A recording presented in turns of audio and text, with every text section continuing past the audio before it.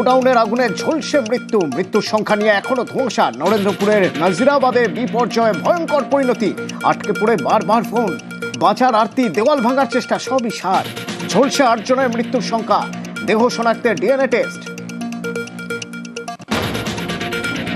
নরেন্দ্রপুর বিপর্যয়ে আরো আশঙ্কা, এখনো হদিশ নেই আটকে থাকা অনেকের। নরেন্দ্রপুর থানায় 12 জনের মিসিং ডায়েরি। 1.5 দিন পরে উৎকণ্ঠার অপেক্ষায় নিখোঁজদের পরিবার পরিজন।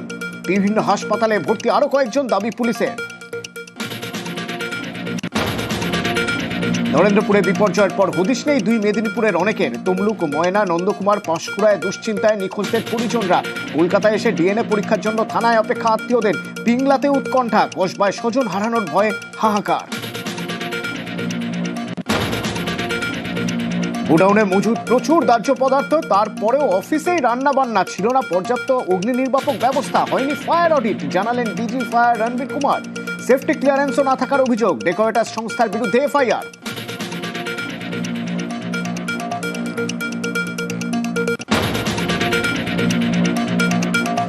পাশাপাশি 4 গোডাউনে যৌতুকগৃহ পরিস্থিতি।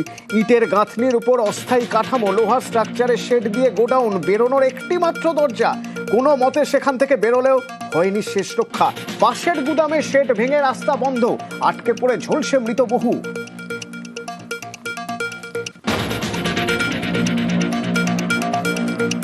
বিজেপির সঙ্গে একাই লড়ছেন মমতা। নবান্নে সাক্ষাতের পর মুখ্যমন্ত্রীর প্রশংসা অখিলেশের।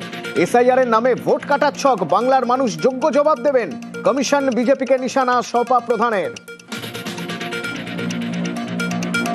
টপ হেডলাইন্স নিবেদন